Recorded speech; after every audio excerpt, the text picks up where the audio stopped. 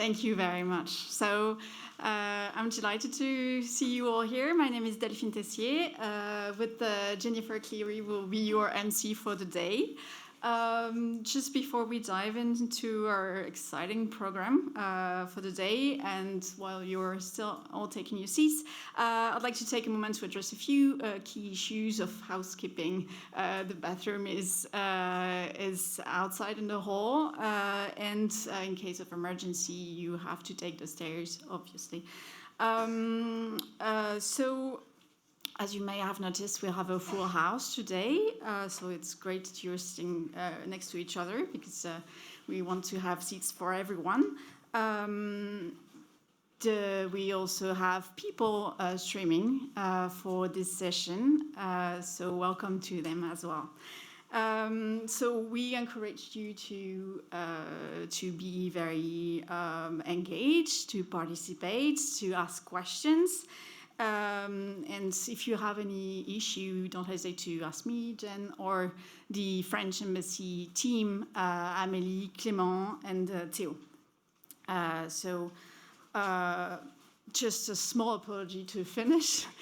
Coffee arrived late, so it's now outside when we start. But I guess if you really need a coffee, you can just step out and grab a cup. So thank you so much for your attention. We're going to start with remarks from Fergus O'Bara, the head of European Parliament's Liaison Office.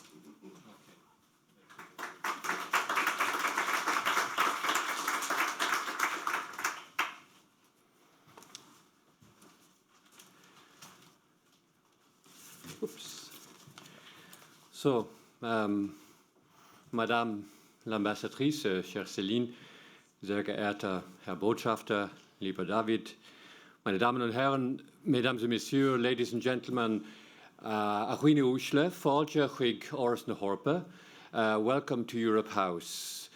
Willkommen in Europa House, bienvenue à la Maison d'Europe. I would like to welcome you not just on behalf of the Parliament, but also the Commission. We have Commission colleagues here because Europe House is the House of Europe in Ireland, which means it's the House of the Parliament, of the Commission, and of course of the Member States. And many of our activities and events here are organised in collaboration with our 26 resident embassies here, and we also do events in collaboration with our agencies here in Ireland, notably Eurofound. So just to say, I saw in your programme that you will have an opportunity at lunchtime to visit our visitor centre, which is on the ground floor, separate entrance. You have to go around the corner. That's called our Europa Experience. And I encourage you to do it, to maybe take a few minutes and go around in the rain and see it. Because, and if you don't get an opportunity here, by the way, there are Europa experiences in other countries as well. So when you go back to Germany or France, for many of you who have come from there, there's one in Berlin, one in Munich, and Paris, of course, Marseille, and also Strasbourg, because it's the seat of the European Parliament. So, but this is a programme that the Parliament has rolled out together with the Commission to have these interactive visitor centres that are increasingly become also European hubs or citizens' hubs, where groups can book in, use that facility. They can just see it, they can get a talk, they can have their own small presentation and event there. We have a 360-degree cinema where we have some films that we show in each of the languages. We have it in all of the languages about the European Parliament, the European Union, how it works and so on like that. But we also are increasingly doing more policy-themed presentations, and that's the idea. We collaborate very closely with civil society in general, and of course the education community. I was talking to some of the colleagues out there about our collaboration with Leargas, for example, which the Irish universities would be familiar with. So please do, particularly, in the case of the people resident here in Ireland, explore that and then consider booking in. We also have a role play game that we do, which introduces people to the legislative process and through pragmatic, practical negotiating on texts and that kind of thing. So that's something that you might think about. Could be, groups of, I think, up to 20 or 30 can be managed at a time, and we'd bring you through that. So it's a facility there for everyone's use.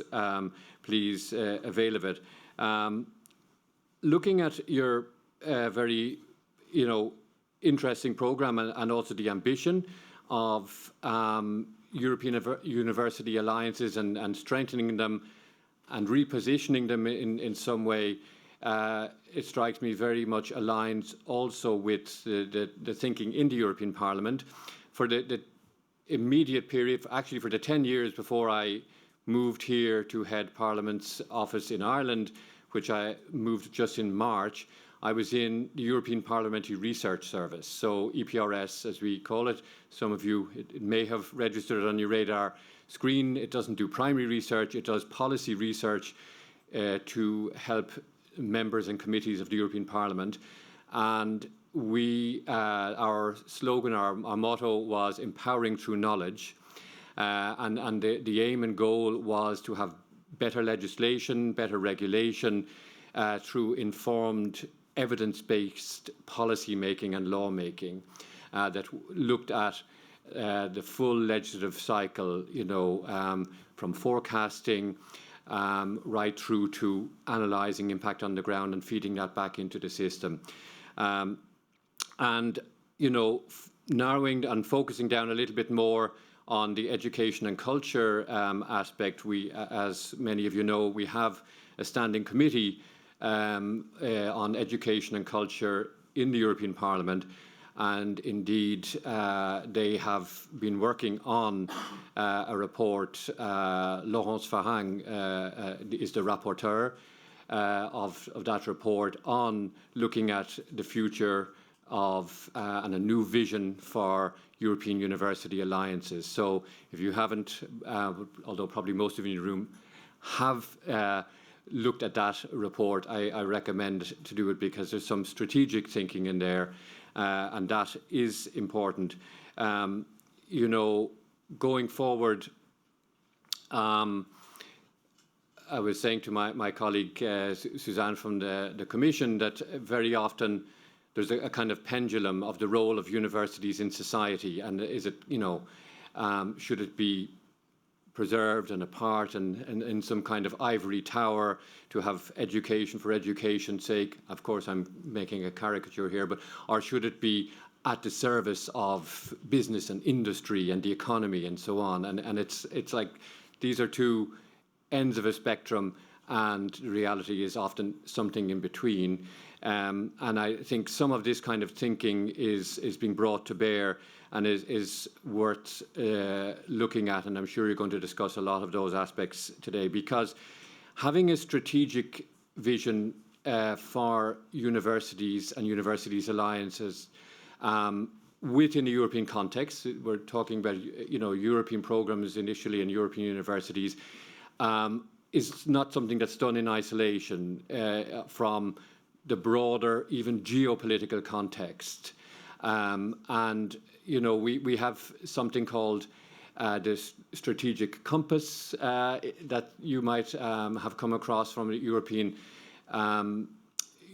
Union context. We have the idea of strategic autonomy, and in a world that's increasingly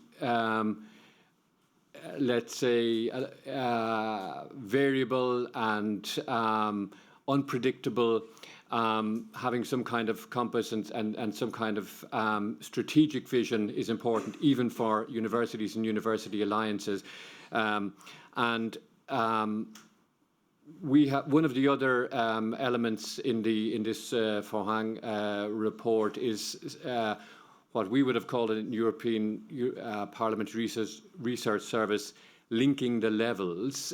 We had a unit that was focused on linking the levels, of bringing local government, regional government, national government, and European government together, with a similar focus and vision, what they wanted to achieve. Because if you didn't have this kind of joined up thinking, then you often had different parts of governance working in opposition together, not intentionally, but, so I think the same thing can apply to universities and university alliances, and this is something that comes across in this report in Parliament's Culture Committee, the notion that universities operate in a global environment, also globally competitive environment, including for expertise, specializations. We now see a sort of beginnings, perhaps, of a return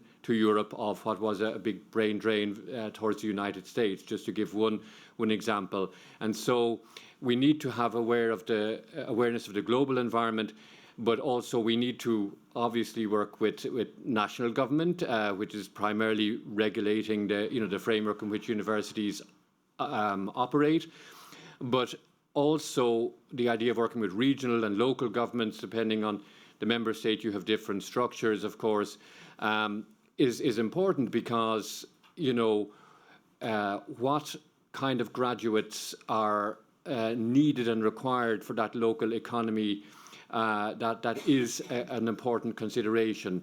We have just in the European Union launched the Skills Union. Commissioner Munzato, looking at this in the round. Skills are lifelong skills. They're not just university-acquired skills, but universities obviously have a key role, but they can also work with local authorities, work with business in a very joined-up way.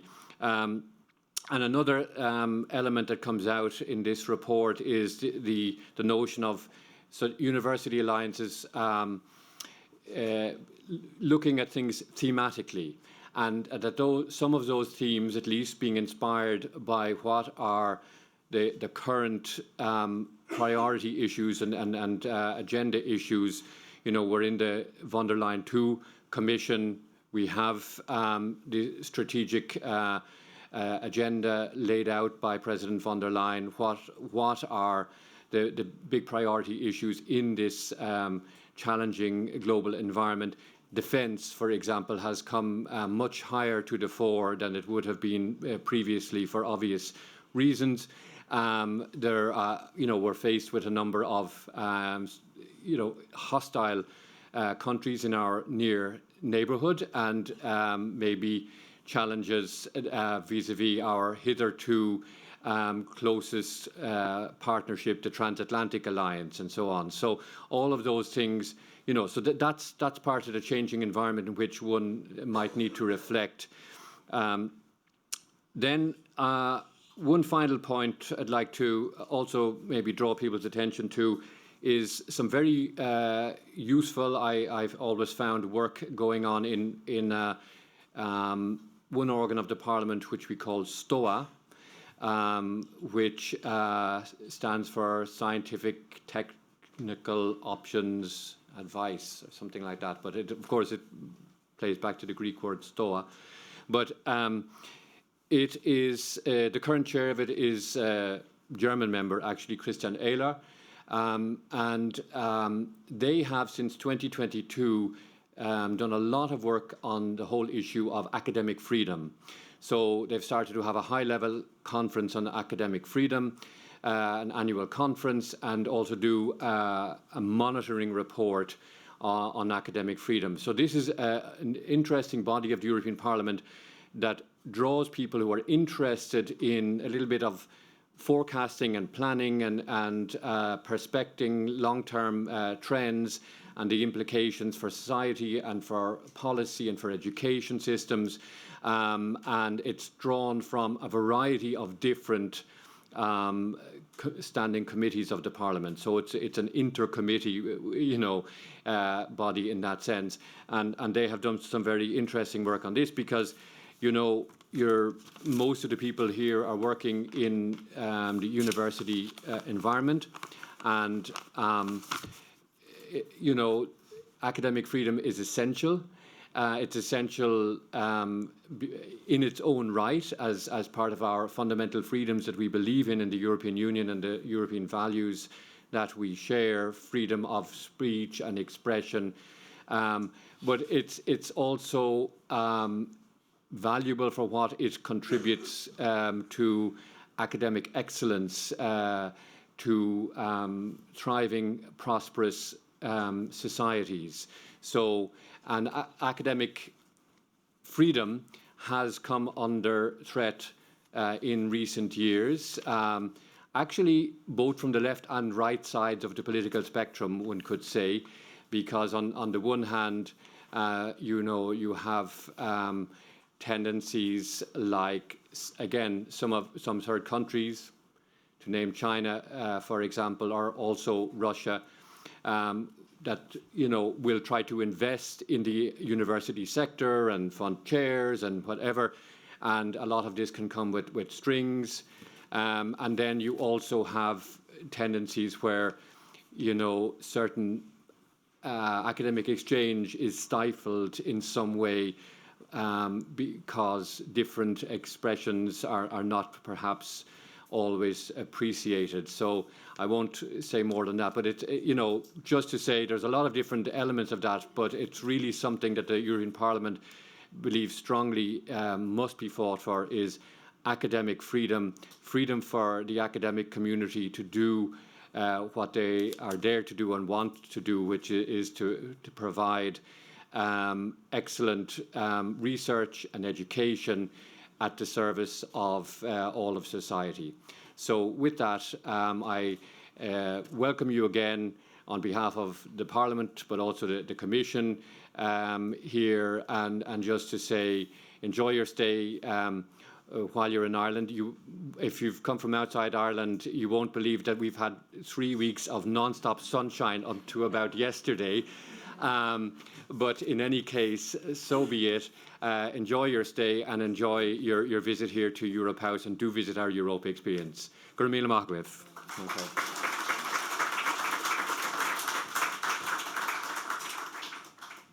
Sorry.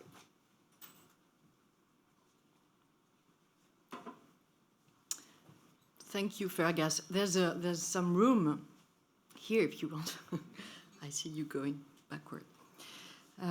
Dear Fergus, dear Suzanne, representatives of the European Parliament and the European Commission, presidents and representatives of universities, ambassador, ladies and gentlemen, dear colleagues. In just over a year, Ireland will take over the 6 months presidency of the European Union. Many topics will be on the table for our Irish friends and in all fields, and the issue of university cooperation will be one of these issues. It is in this perspective, together with the dynamic existing between the European university alliances here in Ireland, that motivated today's conference. Let me pay tribute first to the joint work carried out by the Irish Ministry of Further and Higher Education, the Irish Universities Association, the Technological Universities Association, and the German Embassy, together with the great cooperation service from the French Embassy in Dublin, led by Xavier Dargueuve and Delphine Tissier. And it's a great joy for me to see this work come to fruition today and to open this conference on the future of the European University Alliances. Such an event could not be held anywhere other than within the walls of the Europe House. So big thanks to our host from the European Parliament and the European Commission. And bear with me, I still have a few thanks to make. Firstly, to the Irish Ministry of Further and Higher Education, Research, Innovation and Science for their commitment to this initiative. The cooperation between the Irish and French ministries is that of two partners and like-minded countries, and it is a great privilege that Minister Lawless will join us later today to close this event. Then I would like to thank Trinity College, a heartfelt thank for you for hosting us yesterday, and all participants at the reception organized yesterday night. And lastly, to the representatives of the French and German ministries, institutions, and to all the academic, students, and institutional stakeholders who have joined us today, ready to share their experience and help shape our collective reflection. And of course, I would like to warmly welcome our French participants. Enjoy your time in Dublin. A few years ago, in September 2017, President Emmanuel Macron gave a speech at La Sorbonne University in Paris and expressed his wish to create European places of educational innovation, research, and excellence, where each student will study abroad and take courses in at least 2 languages. This speech was both a call for action and a turning point in the vision of a more integrated, knowledge-driven Europe. In just a few years, what began as an idea has transformed into an unprecedented reality. 65 alliances are now linking over 570 universities in 35 countries, embracing nearly half of all students in the European Union. With the support of the European Commission, European university alliances have become laboratories of European collaboration, forging new and lasting relationships that are reshaping the landscape of education and research in Europe. They represent a bold investment in the future, a strategic bet on knowledge, collaboration, and shared ambition. As we witness every day, and as you've referred to, Fergus, the threats to scientific freedom are increasing, but on this field, Europe is not just watching, it is acting as well. This is what was shown a few days ago by the Choose Europe for Science initiative launched by President Macron with Ursula von der Leyen. This initiative aims to welcome in Europe researchers fleeing instability and defending in the US. And we've seen that Ireland is part of this project. European university alliances are also powerful epitome of European values. Beyond their role within Europe, these alliances also project Europe's voice on the global stage. They enhance the international visibility of our institutions and help attract global talent.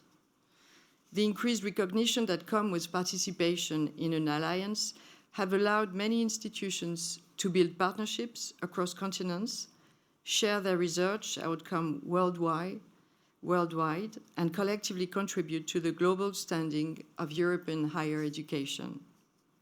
In that spirit, cultivating this European solidarity is a matter of strategic resilience, economic success, and European soft power and influence.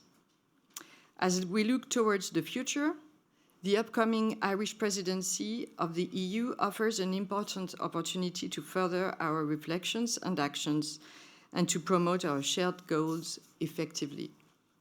The aim of our conference today is to reflect on several issues, and I will raise a few of them before giving you the floor, David.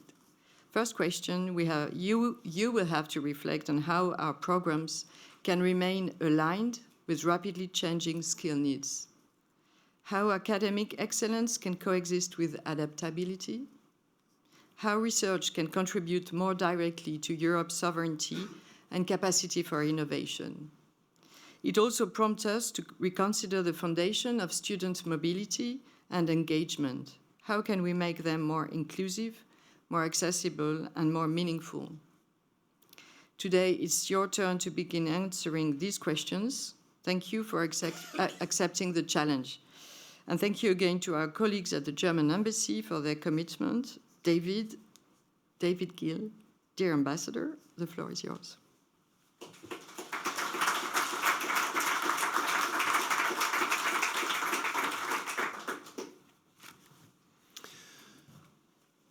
Guten Morgen, meine sehr geehrten Damen und Herren. Good morning, ladies and gentlemen.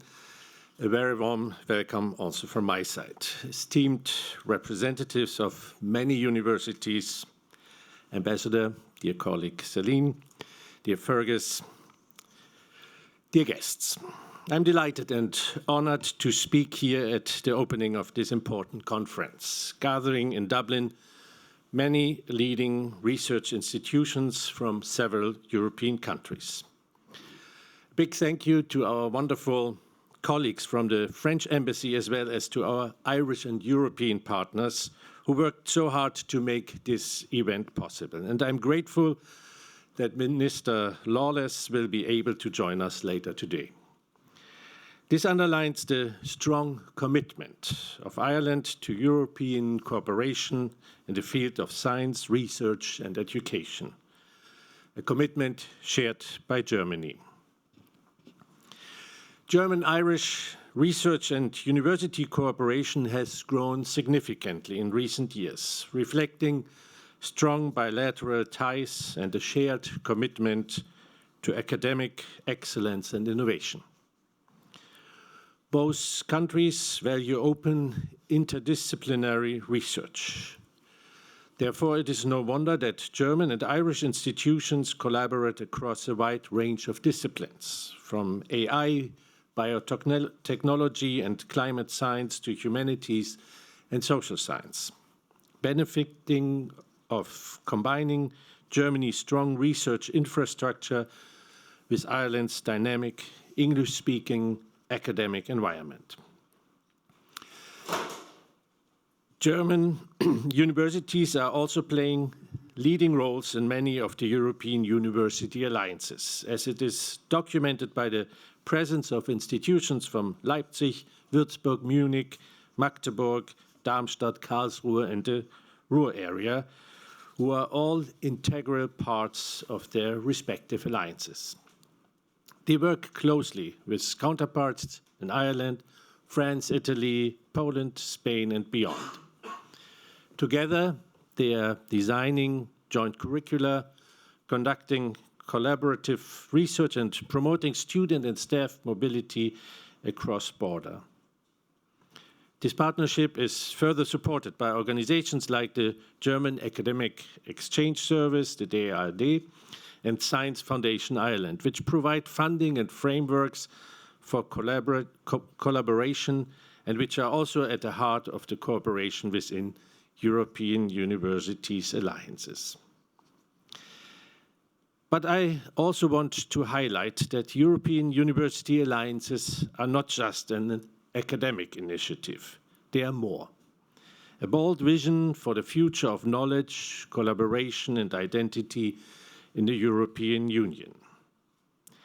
Germany has embraced this vision wholeheartedly for at least 3 reasons. First, because we understand that the challenges we face, like climate change, digital transformation, migration, social cohesion, are transnational by nature. They demand shared knowledge and joint action. The European University Alliances offer a platform to pool expertise and generate innovative solutions that no single country could achieve alone. Second, because Germany sees education as a cornerstone of European identity. We believe in a Europe where students can seamlessly study in different languages, in different systems, and still feel a sense of belonging. These alliances enable just that, a European education area where diversity is a strength, not a barrier. And third, because we see this is a strategic investment. The Federal Ministry of Education and Research has provided substantial funding to support the participation of German universities in these alliances. Our aim is to strengthen the global competitiveness of European and particularly German higher education by reinforcing democratic values, academic freedom, and scientific integrity. But we must also be honest about the challenges. The path towards a stronger integration and cooperation of European universities is not easy. Aligning academic calendars, mutual recognition of qualifications, harmonizing digital infrastructures, ensuring sustainable financing. These are complex issues. In Germany, with our decentralized system of higher education and a strong role of the Länder, our federal states, coordination takes time and careful negotiation. Yet, we believe these hurdles are worth overcoming, because at stake is something greater than institutional prestige or policy success. What is at stake is the idea of Europe itself, an idea built not only on treaties and markets, but on shared knowledge, shared values, and shared futures. Ladies and gentlemen, there might be an additional field of activities for which the university alliances may be called upon. It was mentioned before. We are watching with deep concern how states, governments, and political parties attempt, too often successfully, to interfere with academic freedom and independent scientific research. Unfortunately, no longer only in autocratic countries, but also in some of those countries we have considered until recently as close partners and who share our appreciation for freedom, democracy, the rule of law, and our values. This dramatic development signals a serious challenge and calls for intensified cooperation of the scientific world, even beyond Europe. We should open our doors to those who value and need the freedom of research and teaching as the foundation of their work. Indeed, this freedom and openness are major achievements that we, as European countries and peoples, can be truly proud of. Dear guests, I would like to underline Germany's commitment to the European University Alliances. Let us continue to build bridges between disciplines, institutions, and nations. Let us empower the next generation of Europeans to learn, research, and innovate without borders. And let us remember, in every lecture hall, every joint degree, every collaborative lab, we are not just educating students, we are shaping the future of Europe. Thank you.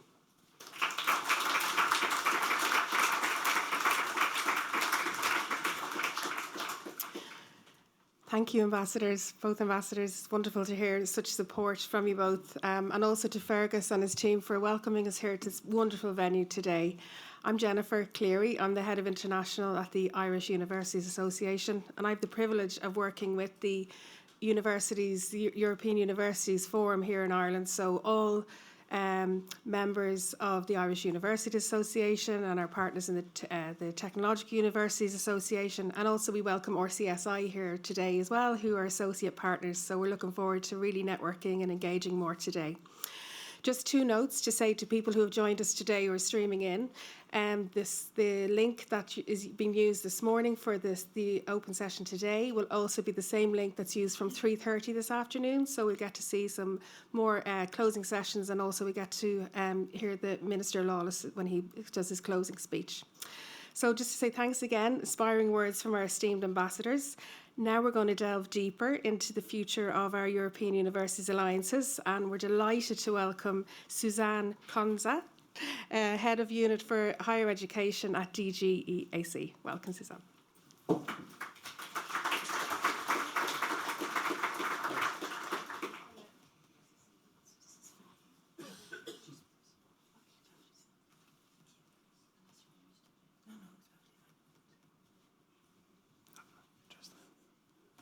Can just slide down. Put it on presentation mode? Actually, this would be.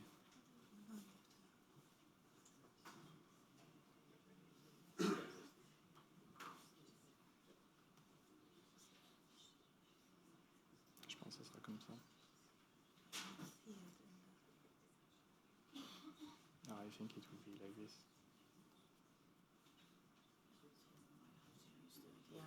Yeah, you can just Yes, okay, but just for the using the whole screen, that is what I thought. Okay, fantastic. Hello, good morning, everybody, and good morning, ladies and gentlemen, and thank you very much for inviting me.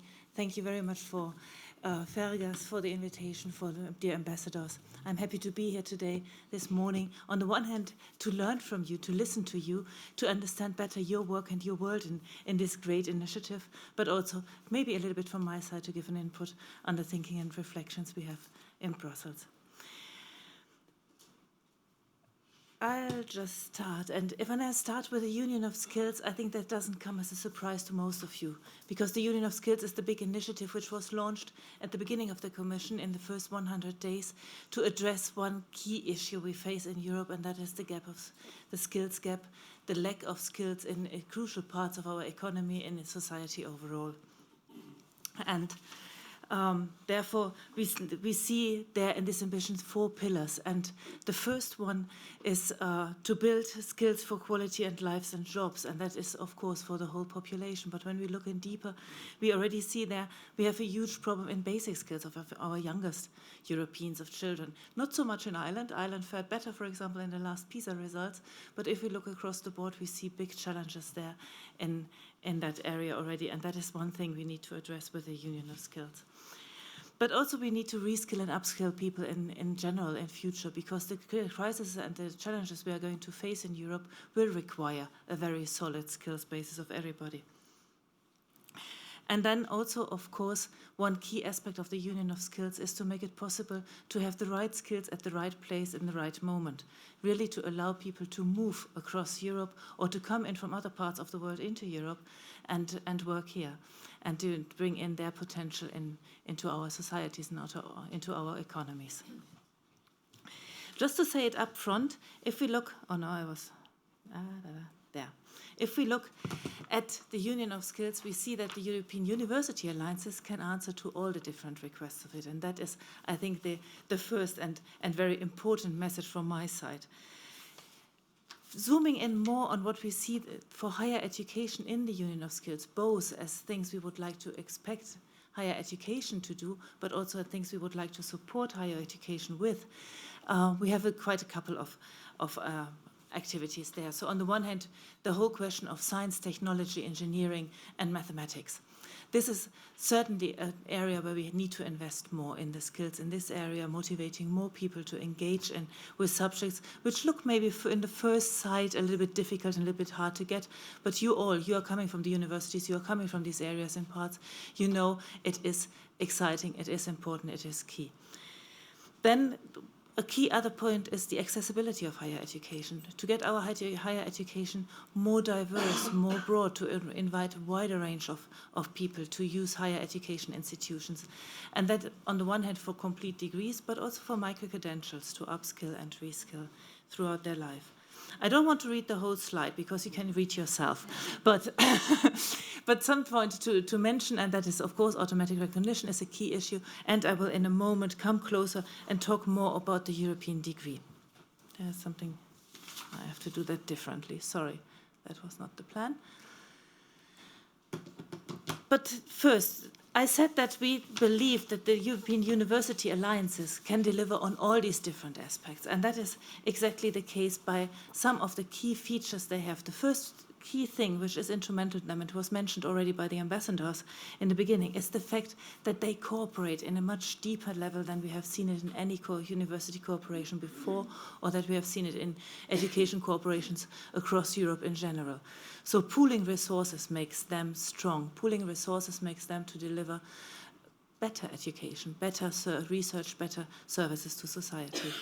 Also, to increase their STEM offer is a key point here. And now I will come to the subject I wanted the whole morning talk most about, because I'm so incredibly happy about it, and that is the European degree. The European degree is a kind of vision where a couple of years ago, 10 years ago, let's say, nobody would have imagined that we could go into this direction and think that this is something reachable. Now we are in a situation where a couple of weeks ago, on the 12th of May, the European Council adopted the regulation for it, the Council for Education and Youth and Sport.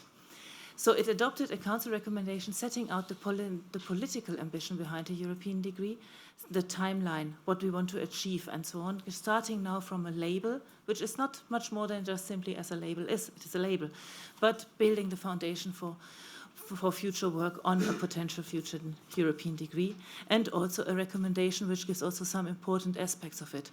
On the one hand, on quality assurance, but it also outlines the criteria such a label and then later a degree should have. And this affect these two documents, with all their complexity, all the different things we had to negotiate throughout a long process in the Council, all this complexity gives us now the start way to really start launching it and working on it and making a European degree first as a label and hopefully later as a real degree, a reality.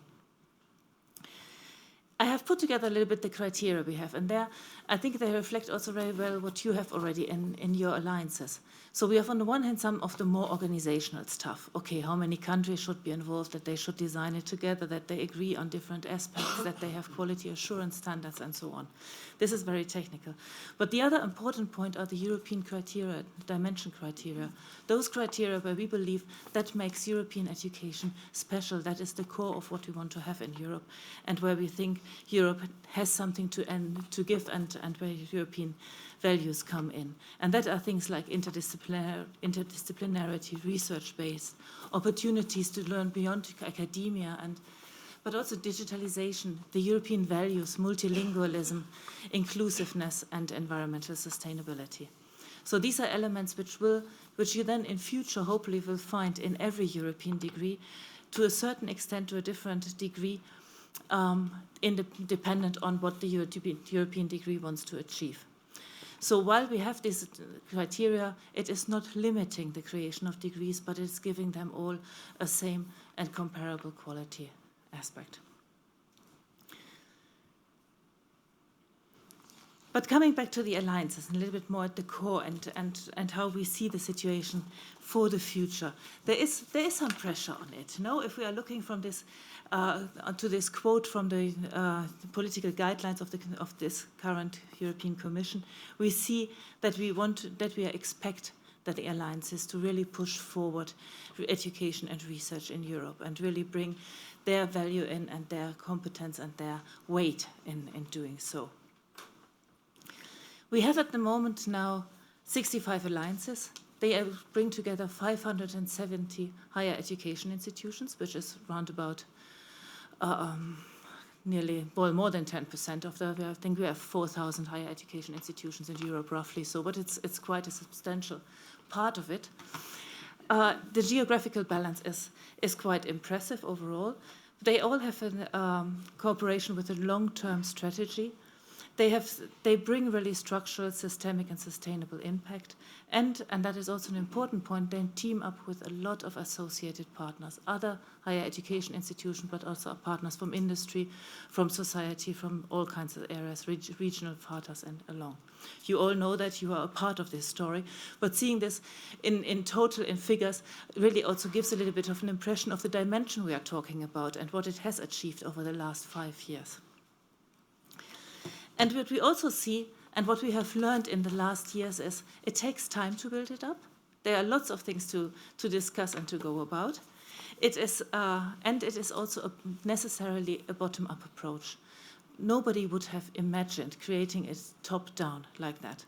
With bottom-up, we have a diversity of corporations, we have a diversity of topics, we have a diversity of governance models, and they suit their different needs and they suit the different organizations involved.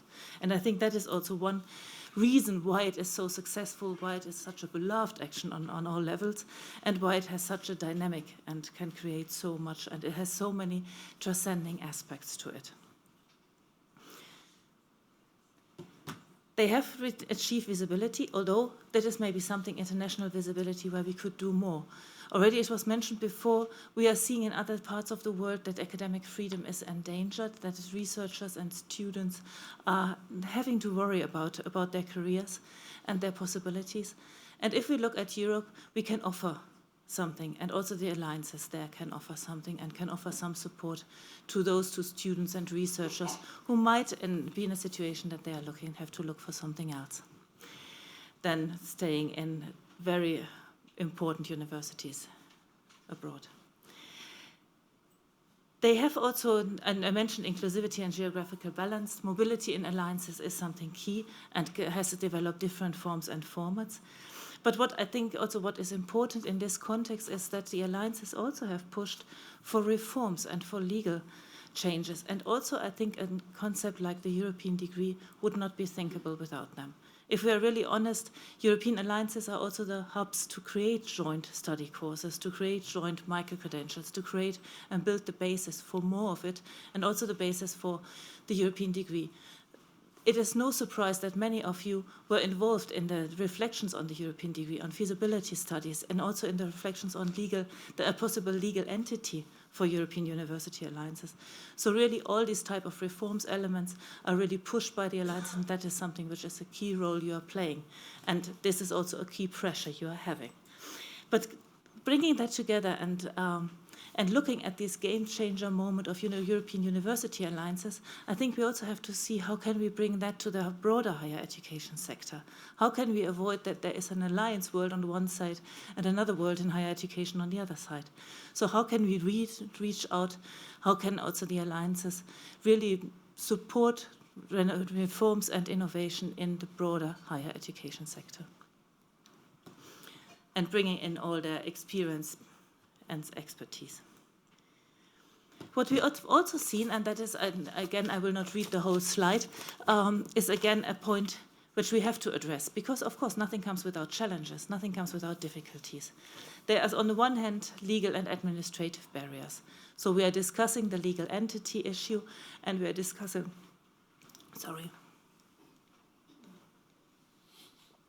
the different options for alliances to have a legal entity, and there the idea is that the one which is more focused on geographical cooperation could be extended to an academic portfolio and to an academic part. So this is one thing, but also what we are seeing is that we need to do more in reaching out to the majority of students' population in the university alliances. We need to go beyond the perspective of project-based funding, and that is probably very much a task for the European Commission level to look at the funding possibilities and how to organize funding, that it gets more stable and more longer term. And we also have to see how we can recognize the work of all the staff being active in the alliances better. So we see a couple of issues where we can work on, where we can dig deeper and where we can make more progress. And this would be the moment I would finish here. I would imagine you have a lot of questions. I don't think we have necessarily the time to do it now, but I'm happy to take questions at any time later in coffee breaks and so on. Thank you very much for your attention.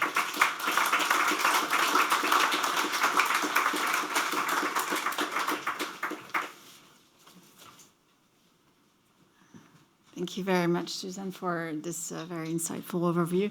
I think it sets the stage perfectly for our next panel, where we'll learn from experience and discuss how university alliances can contribute to our shared European future. So just I'm going to introduce Louis Purser, who will be the moderator. He's the Director of Learning and Teaching and Academic Affairs at the Irish Universities Association, and he will introduce the panel himself. Just be mindful that to the panelists that you need to turn on and off the mics when you speak, and for the people in the stream. So maybe the panelists could join me? You're on your own. That's not the plan.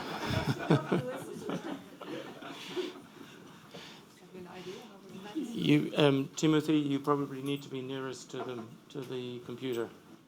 But otherwise, as you wish, students, choose the most comfortable chairs. Doris, would you come here? Lovely, thank you.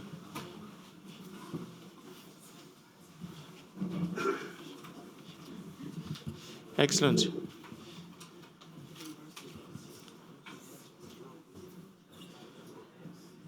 Is everybody sitting comfortably? then we can begin. So thank you very much. We have a panel discussion with leaders of and key people in a variety of the European alliances, but also with important positions back in their home institutions. The object of the discussion this morning is to really learn from experience. A lot of things have happened within individual alliances, within individual institutions, and across various alliances to date. We want to try and elevate that experience up and say, well, what can we learn at a higher level, at a more aggregate level, at a more strategic level? And what can this experience to date from the European alliances really contribute to our shared European future? The ambassadors mentioned some of the very significant strategic challenges we're facing as a continent at the moment, as a society, for our younger people heading into the unknown. And I think the presentation from Suzanne was quite clear that from the Commission's perspective, the European University Alliances are a key element of the Commission's vision for in Europe's strategic response to some of these grand challenges that we are facing collectively at the moment. So that's the small, non-ambitious scope of the panel discussion this morning. My name is Lewis Purser. I work at the Irish Universities Association. I'm the Director for Learning, Teaching and Academic Affairs, and I'm delighted to work with Jennifer, who with Delphine have really been key to organising today's event. So thank you, Jennifer. Maybe you could all introduce yourselves. Okay, my name is Doris Fischer. I'm Vice President for Internationalization and Alumni at the University of Würzburg, and at the same time also Director on behalf of our university in CHARMEU, in the Alliance CHARMEU. My name is Ella Barrett. I'm a student representative with UNIQUE in University College Cork. I'm a final year social science student. My name is Madalena Fortune-Brandy, and I'm also a student representative at the UNIQUE Alliance, and I'm a second-year student in World Languages. I'm Jean Van Cinder in Law. I'm Associate Vice President at University College Cork with responsibility for European Relations and Public Affairs, and I am the leader of UNIQUE, which is the European University of Cities in Post-Industrial Transition. So I'm the leader of UNIQUE at University College Cork, a consortium of 10 universities working in partnership with 10 cities across Europe. Good morning, I'm Dorothy Kelly. I am the coordinator of the ARCUS European University Alliance. So our Irish member is Maynooth University, our French member is Lyon, and our German member is Leipzig, also present here today. I'm based in Granada, so I'm a little bit out of the trilateral approach, but very, very proud to have members in all three countries. Timothée Toury, I'm the Secretary General of the European University of Technology Alliance, and here a member are TU Dublin, Hochschule Darmstadt, and the Université de Technologie de Troyes. Excellent, thank you very much. So we've got a great diversity on the panel and a lot of experience. Your alliances have been working hard for some years now in different fields, but and with different sets of partners on different priorities. But we want to elevate that up, as I said earlier. And maybe Doris, an easy question for all of you, but I'll ask Doris to maybe give her perspectives first. What is the vision and ambition for our shared European future? And what can your alliance contribute to this? That's indeed a very big question. I think we all think of a Europe without borders. I think that's a standing phrase, actually, and especially, of course, with regard to science and education, meaning physical borders, but also, to a certain extent, administrative borders, or let's say administrative hindrances. I think we already heard it. I also think Europe is an international beacon, or should be an international beacon of academic freedom, but also more broadly of the rule of law, of upholding human rights, freedom of speech, press, and academics. But of course, I mean, we also have a whole discussion about what freedom of speech means, so it's always in the kind of borders or boundaries of human dignity. Not everything is, I think, acceptable.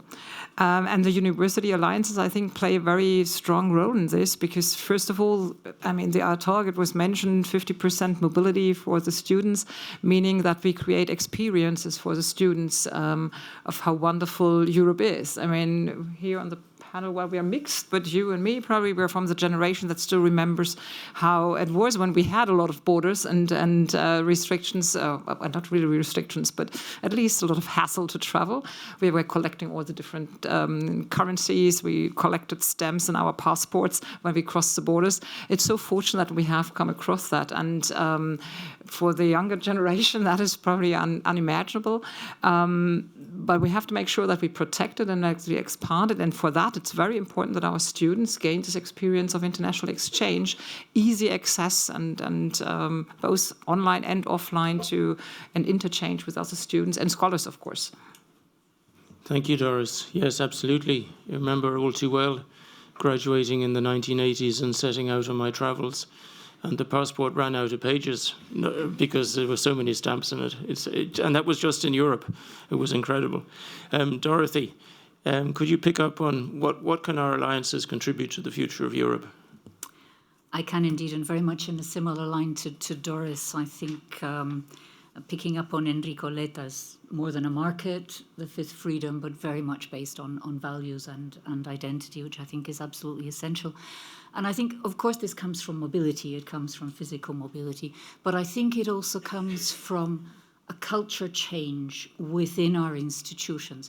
Universities are pretty unique institutions in that we combine different missions in education, in research, in innovation, in service to society. But we're also unique institutions in that we bring together a huge number of young people. And I believe that, and I'm sure the students will pick up on this as well, that our alliances can offer a wonderful framework through the culture change which these alliances mean. It is often said, I have often heard many analysts talk about this as a third revolution in recent European higher education, following Erasmus in 1987, following the Bologna process and its kickoff in 1999 or 98, depending on which of the two dates we rather look at.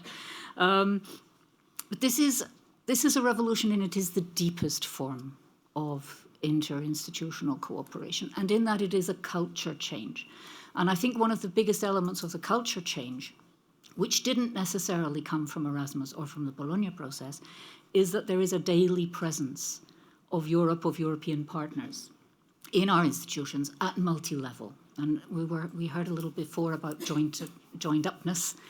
I think joined upness is also within our institutions. So the alliances can bring a permanent daily presence of Europe, of European partners, for students, for staff, and perhaps also help us, I believe, to make the leap from the individual benefit, and of course mobility has always had very strong individual benefits, to those institutional and systemic benefits. And perhaps later on in the conversation we could come back to the systemic impact, which I think is key. Absolutely. Thank you, Dorothy. Maybe it's the moment to bring in our student representatives. What would you see as the role of the alliances in the future of Europe from your perspectives? Well, I think when it comes to students, what we're looking at, or what we're feeling, is that we're looking at that European identity, and that sense that when we have an idea or an interest, we don't feel limited to our own institution.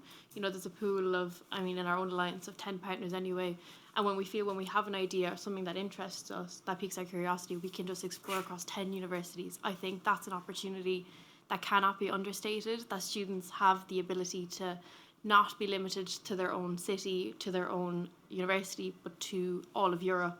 And when you feel you have that shared connection and that value across all of Europe, I think we can really sort of inspire each other, motivate each other. As members of the student board, we worked with people from 9 other universities, and it's so inspiring, and it was always really motivating for us. But if we're looking at the future, students should be able to feel like, oh, I'd love to study Spanish history and be on a flight the next day, you know, and be over in Spain, and you're learning from the best that Europe has to offer. And I think, for me anyway, that's what the future looks like, where we have that kind of passion and that kind of interest to really chase the experts across Europe anyway. I don't know about you, Maddie. Madalena, you're living proof of that, are you? You're living proof of this, are you? Oh, yeah, my mixed background and everything. Yeah, no, I think for me particularly, like, the vision and ambition, you know, for the future is this idea that, you know, we are all connected and we are moving towards that, but, you know, to encourage that even more. And, you know, you look at the amount of students that are involved and that are interculturally connected across so many borders, but then you look at the amount of students that aren't.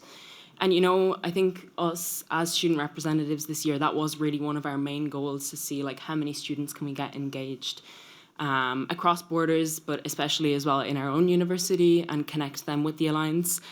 And I think it was pretty successful, but I mean, there's always room for improvement. And, you know, Ella was mentioning our work with the student board, and then through other projects as well, we organized a session on study abroad and mobility, which, you know, that was for our alliance, but these are things that can be brought to other alliances as well, and that would benefit all alliances and students and staff in Europe. And, you know, I think that's an important goal as well. Yeah, and, you know, this idea as well that Dorothy mentioned about creating experiences and opportunities for students. You know, we can work on this all the time, but yeah. Thank you. You picked up very nicely on one of Suzanne's main points, is that, you know, how do we democratize the participation, so to speak, increase the accessibility, increase the benefits, spread the benefits to a much greater number of students, and you've had some great ideas. Thank you. I'm going to move on to a slight twist of the question, but it's how can the European University Alliances more explicitly support the European ambitions across a range of strategic priorities. Timothy, I'm going to come to you in a minute, so I'm just giving you a 60 seconds warning so you can get your technology working. But Jean, we heard from the ambassadors and from Suzanne, there are some really big strategic challenges out there for Europe at the moment. What have we learned so far from the alliances that can help at an aggregate strategic level address some of those challenges? So, first and foremost, I see these alliances as a new way of delivering, governing, but most importantly, imagining education. And it is forcing us to think of education, what it means, what it truly means, and how it can be truly delivered in a different way. And picking up on several of the things that were raised by the ambassadors this morning and by Fergus, there are challenges, of course, facing Europe, but there are challenges facing the world. And the French ambassador mentioned the word soft power. And I would say that soft power is actually a strategic asset. And it's as important as a digital infrastructure, as renewable energy. And what has been achieved through the alliances, and we have seen it day by day, is the building up of trust. And without pointing the finger in any direction, west or east of here, there are countries currently eroding the trust that has been built up over centuries. And it's very easy to lose trust, but it's impossible to gain trust. So day by day, I see through these, the European Union is gaining trust. And therefore having as its strongest card in times to come, that trust is crucial. The European University Alliances, if you think about it, 50% of the students of Europe involved in some shape or form. For the first time ever, professional staff across universities in Europe are interacting and learning from each other. Because of the framework programs, the researchers in our institutions have had opportunities of collaborating for very many years, but our professional staff have not. And our universities are made up of our academic staff, our professional staff, and our students. So bringing together these three and seeing them as one and uniting across Europe is actually an enormous strength and an enormous power. This then, underpinned by trust, gives enormous courage and it's a new currency. So I think these European alliances have given us a new currency. The Union of Skills was mentioned by Susanna. We have to look at lifelong, life-wide learning in a different way. And maybe, says she boldly, the traditional way of delivering education in universities may be a thing of the past. But the point is putting a focus on imagining the delivery of education in a new way through these alliances is now placing us in the perfect position to respond to what will be required in terms of skills as we navigate now in an AI soon-to-be dominated world, and where creativity and critical thinking and problem solving and all these things are more to the fore than ever before. So I leave it at that. Thank you very much. And Timothée, you from the EUT Plus, European University of Technology Plus, I know you and your colleagues have some concerns about Europe's readiness for some of the technological challenges, and you also have maybe some answers. Yeah, what I will tell actually is not only regarding technology. We are working daily in technology, not only, but mainly in technology. But first of all, I second what has been told so far, and what is the daily activity of an alliance? Discussing, negotiating. Is a bachelor 3 years, 4 years, and what about the traineeship? And what about this course of mathematics? Is it compulsory, elective, and so on? It's always like that daily. But to be able to go forward, we need some time to make one step back, to take some perspective. And here I will just show some elements to take some perspective. It's on engineering and technology, but you'll understand that it works in all your field. Usually the question we have is where I am in Europe, because we are discussing between French, Irish, German, and others, and of course it doesn't match. But let's make one step back. The question is not where am I in Europe, is where is Europe in the world? And here just an example, the top 100 worldwide digital platform. Red is North America, so mainly USA. Blue is Asia, so mainly China. Orange is Europe. So this is where Europe is in the world. Okay, we can explain that this is the daily stock, but if we look to the future, for example, the unicorns, American ones, Chinese one, and the small orange, this is a Europe one.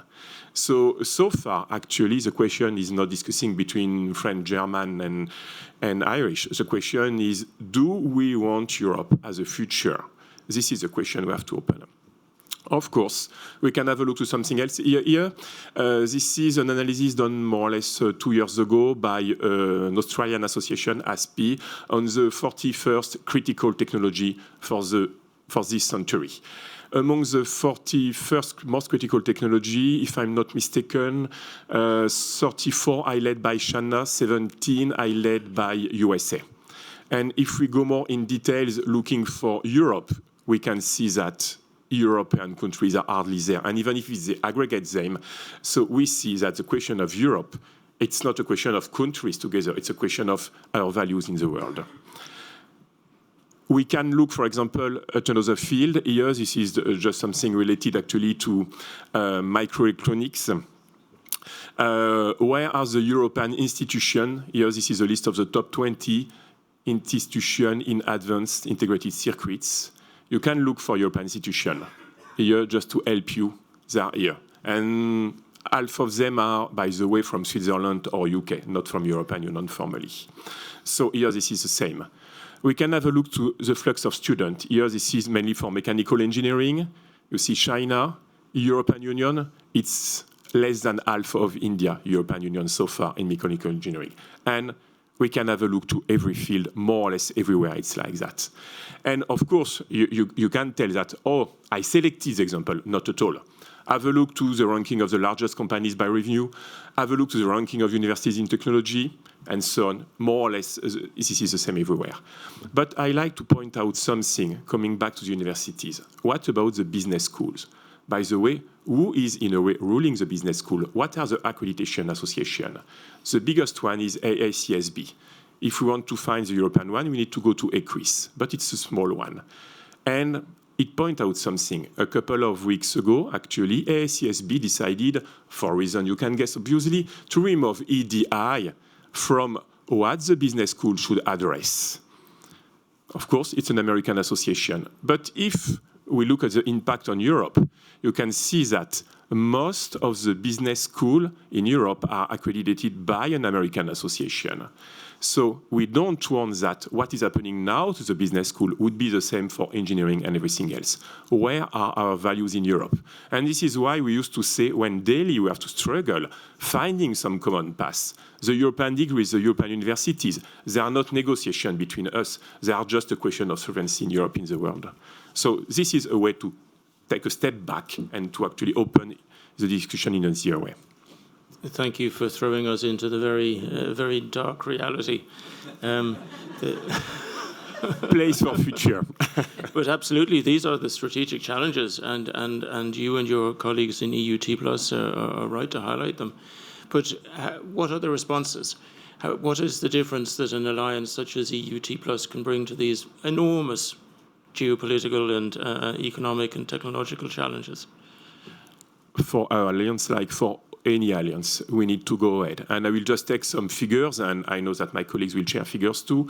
What did we develop so far? The proof of concept of a European degree. So far, we more or less have 700 students when one semester physically in another member institution. More or less 23,000 ECTS automatically recognized by student exchange in the alliance. For 1 month now, actually, the researcher in EUT Plus can co-sign with a double affiliation, the name of their university, and EUT Plus, European Union. And now we have 5 papers like that. It's just starting. So there are many, many examples. And it's a way to feel at the level of the European Union first, to believe that we are actually in a European university. And Doris, do you see in EU Charm, do you see the alliance as something which adds value to what you can do in Würzburg, but is also giving you a flag or a visibility at a continental and international level? Definitely. These are different questions, I would say, in terms of our university's internationalization and international reputation and visibility. CHARM-EU was a very important choice for us, and it's delivering. We're seeing the cultural change in our university, the exposure, so to speak, positively to Europe and all the challenges that come with it. I personally think, by the way, that one function of the European University Alliances is actually to come up, bottom up. You had this chart with all the challenges, but I would argue that most of them you have identified through the process, because we're trying to realize the ideas, the vision, and then we come across the challenges that you could never identify top down. With regard to catering to some of these necessary developments, maybe one thing what we stress is transfer and collaboration in the collaboration with society, with stakeholders outside the university, which leads also, our collaboration in terms of how we do transfer at the different locations, but also how we could collaborate in this. You have this kind of startup culture, which we need in order to end up with unicorns eventually. And of course, these are so far tiny steps. Our university is now 2 to 3 years in the alliance, so but we see that it's happening, and we have the hope that more is coming. I have one issue a bit with these. I know all these charts. I think we still have to be a bit careful to not only position Europe as antidote, so to speak, to the US and China. I have a China research background, and I feel that, apart from, and I'm a very convinced European, and I'm very convinced that the European University Alliances are very important, but I don't think we should see them as something that's something else. Apart from the collaboration that is so important within Europe, we still have to have in mind that science and technology, or research and innovation, is an international exercise. So it goes also beyond it's important that we also, as alliances, think about how we integrate with the global networks. I think that's very important to keep in mind. We have enough geopolitical pressure to position us in a multipolar world and with adversaries everywhere. And I think we should have in mind that the ideal we represent is actually that we also keep the relations globally. Thank you. Lewis, may I Please comment? jump in. Just for a moment. I think it's a moment to raise the following elephant in the room, and that is the connection or the disconnection between the alliances and the framework programmes. And therefore, I think, and I would urge the Commission to think very much of aligning them in some shape or form, because the challenges that you outlined there are challenges which can be addressed through research. So funding of research, I don't want to deviate now into funding of research, but I just, in the presence of the Commission, want to raise the fact that you can have all the wonderful friendships, we can all hold hands, but if we are not funded to do more with that, we can't do it. It's as simple. So therefore, I would strongly urge, I think collectively we would strongly urge the Commission to consider, and there was a SWAFS initiative in the early days, and we clambered for it and did very well. And in our alliance, we employed engaged research officers, individuals who would work with communities and stakeholders in the true ethos of what a university should be, to make ourselves relevant to society and society relevant to us, and to co-understand challenges and co-create solutions. That is, the promised land. But then it stops. Thank you. And we go back in. So Suzanne did raise the long-term, stable, sustainable funding as one of the big challenges facing. But let's say we can begin to address some of these challenges reasonably satisfactorily, internal and external. Dorothy, what will the alliances look like in 10 years' time? What could they look like if things go well? Yeah, what could they look like? I think, and I hope that they will continue to be as diverse as they are today. And I think that's very, very important. I think it's a richness, it's a wealth of the initiative is respecting that diversity. And I think, again, if I may, that also has a lot to do with the way in which the initiative is framed from the Commission. And I think it is extremely important that in the future that diversity is present, and that we are not expected as alliances to address all the objectives all the time across the board, but that rather we are able to choose where we feel we can make the biggest difference. So I think that diversity will continue, and I think that to do a little bit like my colleague has just done, that will depend a great deal, as you said, Lewis, on just how the initiative moves forward. And the initiative very, very clearly needs to move forward towards holistic funding, towards non-project-based funding. Universities are long-term institutions. We are anchor institutions in our local environments. We would, as alliances, aspire to becoming anchor institutions at European level. And we cannot do that in 3 years. We cannot do it in 4 years. We cannot do it in the framework of programs that impose very strict eligibility conditions to what we can do, when at the same time we are asked to be transformative and innovative. So I think that is a key element. Can I just also come back briefly, and I believe it's important also for looking at where alliances will be in the future. I think it's important to look at the systemic impact of the alliances. So way beyond the impact of single alliances and the impact within our institutions and across our institutions, I think it is a virtue of the initiative that it is having an impact on our systems at system level. So not only on 570 institutions, which is an awful lot, approximately 50% of the student population in Europe, so that's big, but also beyond. And I believe that is an important element to bear in mind. I think the initiative itself has promoted a lot of trust which we've been trying to build since Erasmus, since the Bologna process and so on, but somehow it doesn't seem ever quite to happen. So I think this more bottom-up approach and more stable approach is helping trust. It's promoting a lot of reflection. And it is also, despite some of the early criticism, it has also been a pretty inclusive initiative. Across countries, across kinds of institution, I think if we were to have had a look at European cooperation maybe 20 years ago, we would have seen that there was a small nucleus of universities who were very heavily involved in multilateral institutional cooperation.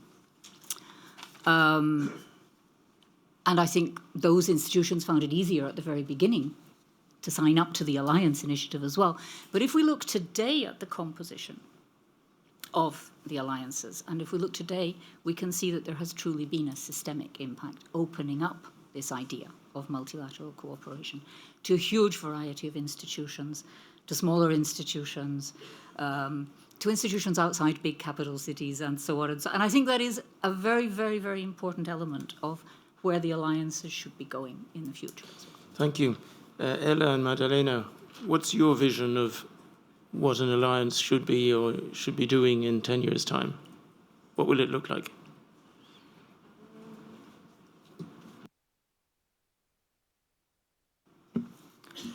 I think it's a bit hard to visualize what an alliance will look like in 10 years. And I think as a student rep who's been on an alliance for, like working for an alliance for a year, you know, it takes a lot to wrap your head around the whole system and how it works and what the alliances are trying to achieve. But I think, yes, this idea that, like, you know, we're working together and, you know, we trust each other and together we can collaborate. And but I think also, like, more concrete kind of actions and steps. And for example, you know, a lot of the alliances have master's programs, but maybe moving that to having undergraduate programs as well and involving even the younger students in universities in these alliances. I think that would be a vision for the future of alliances for me.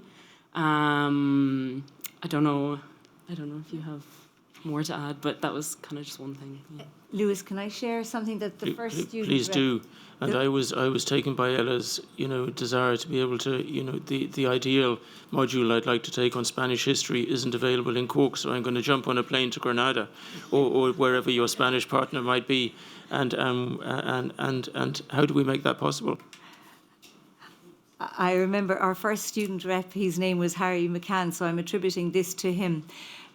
When 2017 happened and we heard President Macron speak, and we got our heads together and we got a pilot project, and he was our first student rep. And I said, Harry, what do you think this is going to be like?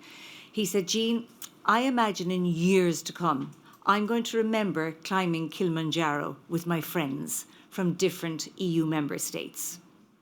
If you ask me then, how did we get there and what airlines did we take and what airport did we depart from, I won't be able to tell you, but I'll remember the experience. So the point being that the vision was free and fluid mobility of staff and students primarily, across these institutions, not really, you know, but having that European and that singular experience. So I always imagine it, I always think about it, that vision that he had was, when he looks back, he'll remember the experience, but not that I did that here and this there and whatever. It was part of the European experience. Thank you. Harry. Doris. It's difficult to add something to this wonderful vision, but I think one thing that I have in mind is that we're talking 2035, that's 10 years from now, so that students and staff, but also externals, recognize the alliances as, let's say, distinct, prestigious institutions. Well, we have a whole not legal institutions necessarily. That debate is still open, but in the line of what Dorothy just said, that we keep our diversity, and so that we can also brand the different alliances as something special, and so that in the next step, then also the students who enter a university know that they somehow enter an alliance and can use the opportunities provided by this specific alliance. So not you, because you will have been graduated at that time, but new students will know, okay, I enroll, I don't know, in University of Würzburg or University of Granada, but I know there is a whole network of universities that belongs to and that offers me additional opportunities. And the same holds for the scholars in our institutions, that they embrace the opportunities. I mean, we have to be, maybe it's just in CharmU, but University of Würzburg, work. We, of course, still have occasionally to convince our researchers that this is really a huge world of new opportunities. And my experience is, as soon as they really get in touch with the alliance, they agree. But I mean, people have their networks. Why should they change? Why should they enter new networks? And do I not know the best researchers anyway in my field? And then, surprise, surprise, once they connect within the alliance, they find out, oh, wow, there's a hell of a lot of other researchers that I've never met because for whatever reason they are in different networks, but they are outstanding. And I think this is something that we have to cater to, so that really the alliances become a natural part of our university orbit, sort of each universities, and then create all this extra value that we have already mentioned. Thank you. We just have a couple of minutes, but Timothée, where are we going to be in 10 years' time? What's the potential? Obviously, I think that we need to have a full-fledged European degree. And it should not be only for alliances, but the alliances are, let's say, the right oven to pioneer this full-fledged European degree. We will have European Research Institute, pan-European Research Institute, and I think that there is a third pillar with alliances in a positive way. The Pandora box has been opened, and many, many things that we are not thinking about right now will occur, and we should let a lot of space for serendipity. A lot of space for serendipity. Maybe that's the right time to go and have some coffee. we didn't... Delphine, sorry. Well, we could. Are there any burning questions for the panel from the back? Yes, there is one here. Please, thank you. Hello, Frances Lucy from EU Green at the Atlantic Technological University. Yes, we talked a lot about soft power and European values and the importance of those. But I think we have to sometimes grapple with the concept of impact and showing we've been told by the Commission, where is your impact? How are you showing the transformation? So I have a question to the panel. How do we demonstrate the impact that comes from that soft power? Thank you. Maybe just a short experience or two actually I had recently, and that is, it's partly about soft power, unfortunately. But if you talk to, and I have done so, to colleagues in India or in Canada about our university being part of a CHARMU and then explaining what a European alliance is, they're very interested, because actually other countries India is a continent with thousands of institutions, and they face the difficulty of collaborating. So I know that's not the question you are, not kind of the intended answer you thought, but we have an additional kind of at the level of what Dorothy meant, soft power already, that people say, oh, can you explain how you do that? How is it? And so the question is, if we now look at international competition in institutions, it's all single institutions. And there are very few, I would say, countries, continents, whatever, where really the idea is to come up with a European, you mentioned a real European degree. We have to show that that is actually something outstanding of an extra value. It's not just about creating size in Europe, but it's something that is a substantial improvement of what maybe a university degree from a single university is.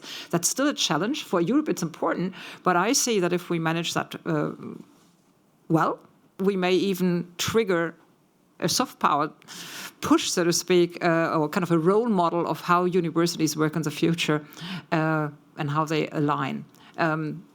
Just very recent experience where I was not expecting that people would ask me, oh, what are you doing there? So you go there, you meet a partner university, you tell them we are part of the alliance, and they said, what is that? And how do you do it? Oh, wow, we would need that in India. That was explicitly said in one of my conversations. So maybe an impact that you did not expect.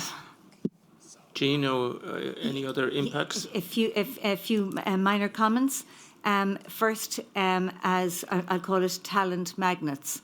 So impact. So there's greater interest from around the world in universities as part of alliances than there are in universities on their own. That's what we would be seeing, that it's very attractive for people to consider an alliance. So if you're looking at Europe from the other side of the world and you look in and you see that a student who can move fluidly and seamlessly from one university campus in Europe to another through an alliance, I think the alliance, the university that's part of the alliance, is being sought. We have direct evidence of that. The second thing is through the thematic areas, but that's clear. In other words, the outcome of research and the impact of research and engagement. So through all the thematic areas across all the alliances, that's already happening. The third thing I would say is the true joint degree. So a joint degree. We've created a joint degree involving 8 universities called REPIC, Reimagining the Post-Industrial City. We have about 1,600 applicants for 60 places. It's a very attractive joint degree. That would not have been possible without that soft power, because we started out to do something which we were told was impossible. But as people gained confidence with people, because at the end of the day, business is done person to person. It's not done with entities, it's done with people. So that soft power has its impact, absolute tangible impact and outcome relation to the development of those joint degrees, essentially doing what is thought to be impossible, because we work now in that space of imagining the possible and ignore what people will say. We don't start from a point of it's not possible. We start from a point of imagine what it should be and now how will we get there, and ignore any of the obstacles. So I think that's because we have invested in the relationships and we've built the soft power. There is a question online which I haven't seen. Oh, sorry. Yeah, no, it's okay. Thank you. I was just thinking about the impact, and when you go back to the Commission, you ask, what is the impact on students? The students of today are tomorrow's leaders, innovators, researchers, you know? So when they have that strong affiliation to Europe, when they have that affiliation with other institutions, they will keep that connection going into the long term, you know? Like young people today, you're seeing more and more interest in the European Students' Union, in the European Youth Parliament. There are some incredible voices and activists in this space, and when we spur that interest on and we show them, like we hand them the keys to this door where they say they can go anywhere in Europe and learn from the best and engage with the best, that's the impact. The impact is that we will care and that we will continue to engage and we will continue to inspire each other and continue to sort of lead, I guess, for the future generations. I think that's the impact. I think that's the aim. The European Commission said that the ultimate beneficiary of these alliances is the students. You know, it's not the researchers, it's not industry, it's the students, it's the people who will carry this forward into the next generation. So I think that's what we need to keep at the fore of our minds, is that this was designed for students and will in turn benefit the students. Well done, thank you. Could I, Luz, just very, very briefly? I think we've mentioned several different kinds of impact. I think we've also seen impact at national level in legislative change in many countries, in particular relating to joint degrees and to making them more feasible, because that was the initial push of this entire initiative, if we read Macron's speech from 2017. And I think actually, and Timothée said, let's take a step back. In my case, can we just take a temporal step back? We're talking about what's happened in 6 years in higher education. Now, one of the first conversations I had about this initiative was with the Commission, and the Commission was saying, you know, this is a long-term initiative, 5 years. And those of us working at universities looked around the table and said, sorry, you know, 5 years in higher education is nothing, it is no time at all. And I think there's a bit of a mismatch here between the expectations of impact and the impact it is possible for an initiative of this kind to have in the timeline that we are working in. And I think the impact has already been absolutely impressive, because we're talking about only 6 years, 7, yeah, which in university history is very, very short.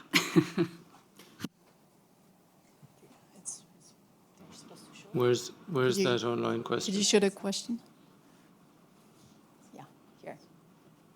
So from Sylvia Gavigan, establishing deep long-term collaboration mobility structures requires significant resources and enduring commitment at all levels.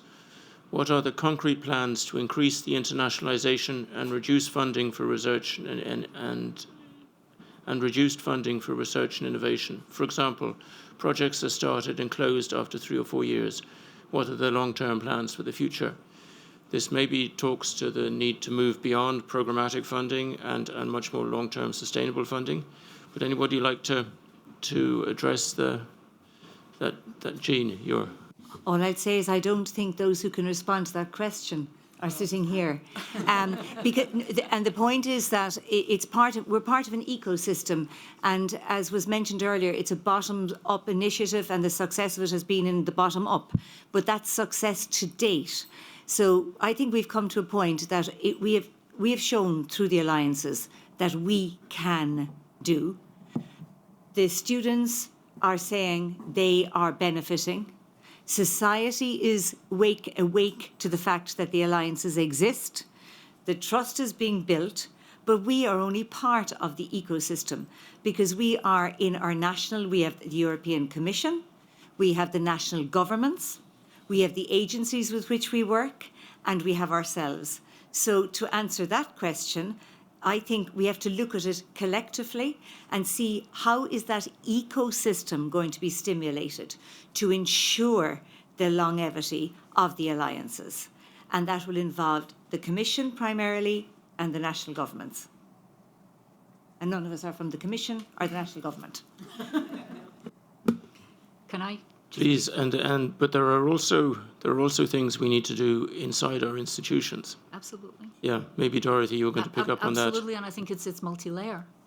It's multi-layer, and I think it's true. We tend to look to the national systems and say we need to change the national system. This is one of the problems, and of course it is. And it's true. It is also fantastic to see the support which this initiative has received from various different national systems. It's been very uneven support, can I say, which has also led to an uneven playing field, and I think that is something that certainly needs to be addressed within this whole ecosystem debate. But I do think we need to look inside our own institutions. I think we very, very often create our own barriers and obstacles which are unnecessary. That happens at regional level, it happens at national level, and it happens in the Commission. And I think some of the Commission's programs and some of the Commission's funding programs, and I'm not just talking about the overall approach, some of the rules in Erasmus Plus for mobility could easily be made more alliance-friendly, more mobility-friendly, more joint program friendly. There are all sorts so it's multi-layer, and I agree very much it's an ecosystem debate. But I do think that it is true that if we are to continue and to upscale our impact, we need the tools to do so. And a major element of those tools is holistic, more simple, more flexible, and more predictable long-term funding. I think it's very, very clear.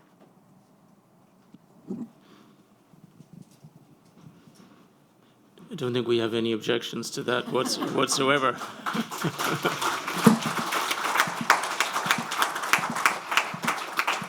I was working off an outdated version of the program, so we do have time for 1 or 2 short questions if anybody has any questions in the room. No, could I? Oh, apologies, Doris. Yes. Good morning. More maybe a comment than a question, but I think the speaker who said a little earlier about space for serendipity, and I think that reminds me of the HATER report, which I know was oriented towards the future of the framework programme, but it very aptly described or proposed that the European University Alliances could be experimental platforms.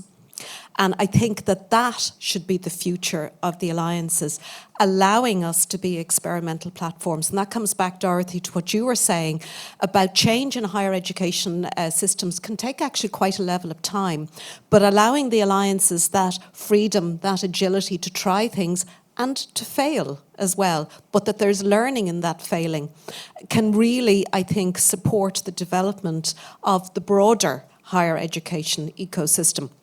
And that requires an acknowledgement that risk is okay, that not everything is going to work out perfectly. And that comes back to what you were saying, Jean, about, you're getting involved in something which then, in terms of the joint degree, which then affects other universities, the higher education system.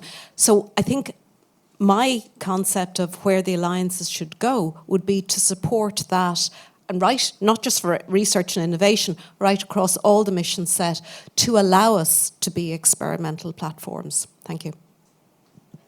Thank you, Timothy. And I'm sure there are examples of things which haven't worked, and maybe we can learn from those. Not yet, please. Yeah, and I would add another dimension to that. I think it's highly critical that we do not only speak to the student who would like to go abroad and who are dreaming of a European degree. We have to speak to the student who even never thought that they can go abroad, who are afraid to cross the border because they are not comfortable in other languages, they dislike speaking English or something like that. What about this student? What about the 50% of students who are just joining the university because they didn't know what to do after their high school degree? But in a way or another, they are citizenship, they will vote, they are a part of our society.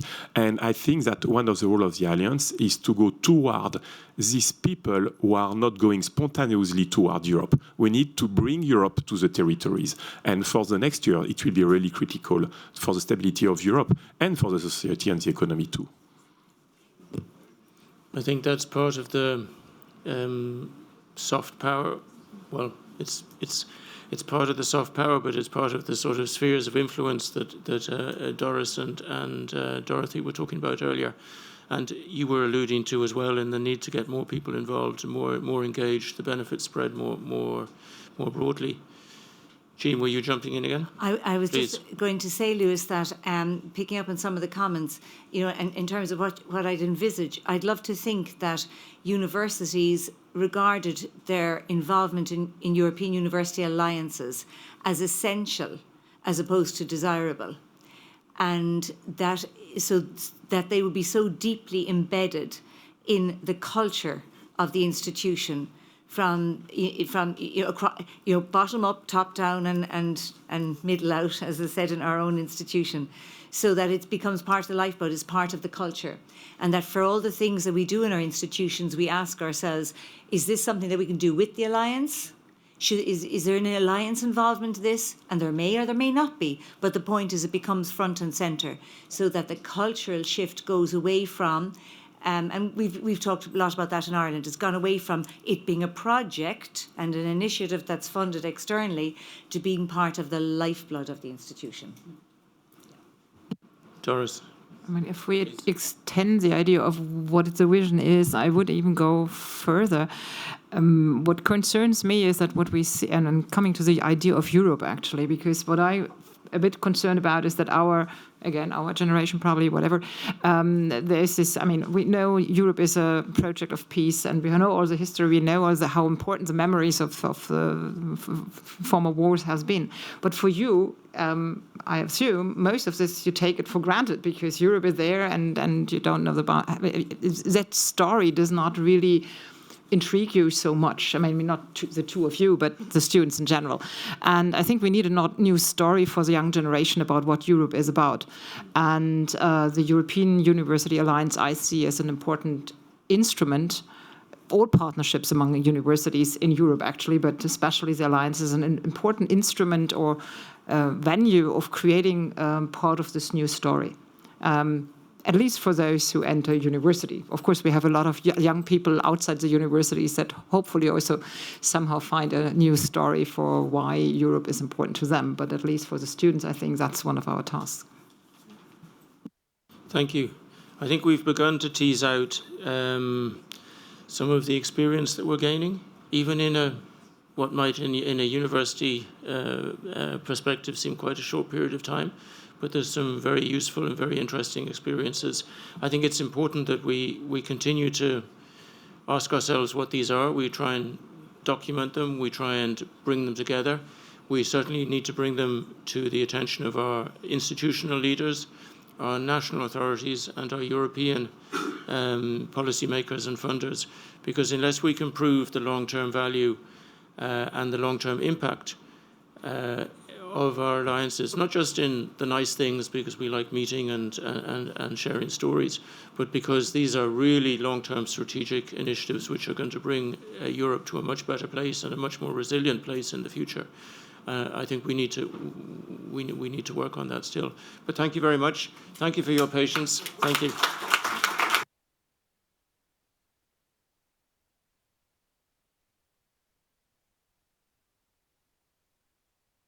Before you go to coffee, just one more minute, just a few housekeeping details. Just to say thank you to everyone who's joined us online. That brings the end to the open session, the online session. We'll be back at 3:30 this afternoon for a very exciting plenary session and, of course, welcoming Minister Lawless for our closing comments. Just to say now, we're going into our, after coffee break, we're going into our parallel sessions. So the panel 1 are going to stay here. That's the University Alliances in Transition, Balancing Innovation Skills, Needs and Academic Excellence. So that is going to be, sorry, apologies, up on the 5th floor. Is that correct? No, oh, yeah. No, 11. Yeah? Yeah. So, yes. So apologies. So panel 1, the one I've just mentioned, is going to be up on the 5th floor. Apologies. Amelie and Clement, all our colleagues were around to guide you. Please try and finish up your coffee by 11:25. We really want to start at 11:30 sharp. And then the How European Alliances, that's panel 2. That's around the research side of things, competitiveness and sovereignty. You stay down, you come back into this room. The alliances that we didn't manage to take a group photo of earlier on today, as you see outside, the room is very busy. So Celine is going to take the pictures inside. So please, the leads that I've assigned, grab your teams, come back in here, and we'll do a group photo for each of the alliances. And then finally, you'll notice there's a hashtag Stronger Europe EUI, which we created yesterday. Please use that when you're tagging photos and all of that. And just to say, we're capturing all of the comments today. This is a recorded session, but also rapporteurs have been assigned to each of the sessions in the morning and the afternoon panel, and we're going to create a paper which we'll ask you to feed into. So I'll end it there. Enjoy your coffee.